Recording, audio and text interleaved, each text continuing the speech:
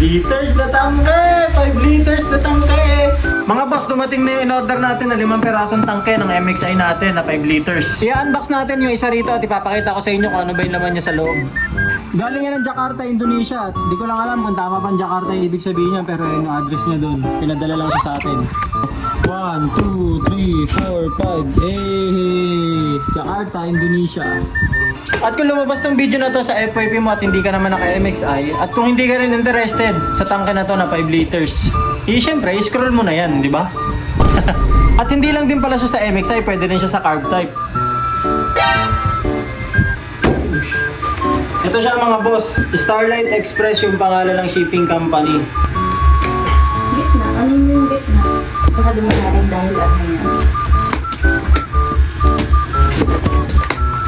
Ba't yung madali ka pinag-thank you?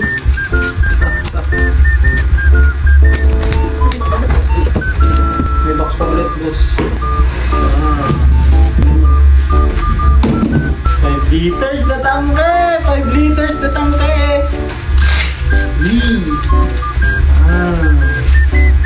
Imagine, galing din Jakarta, Indonesia, no? Galing ibang bansa.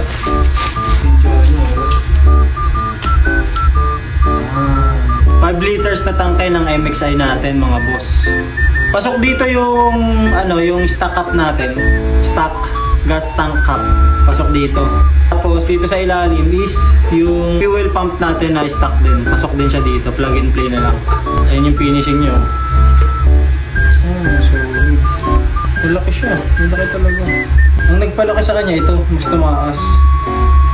Yung sa baba, medyo lumapad lang. Yung materials na ginamit, hindi ko alam kung ano eh. Pero ayun yung tunog nyo. Yero ba? Parang yero, no? Hindi. Pero iba eh. Tingin ko yun. Tapos naka-TIG weld siya, ayun, no? Sobrang fine ng TIG weld niya. Ayan.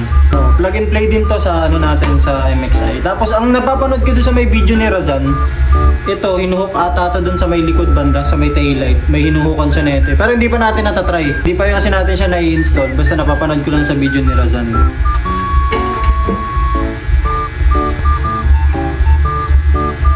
I-convert sa motor. Oh, hindi mo na kailangan din mag-convert. Salpak na lang talaga.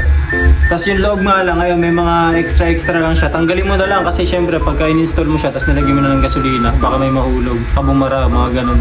May mga material siya na naiiwan eh.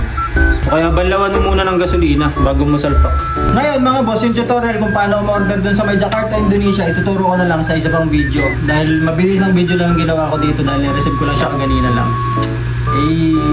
Alala pala, make sure na may budget talaga. Ano ba yun? Ano yun? Ganito. Ganito. Kasi medyo magastos talaga yung shipping. Pero sulit naman to pag ginamit mo, di ba? Bye!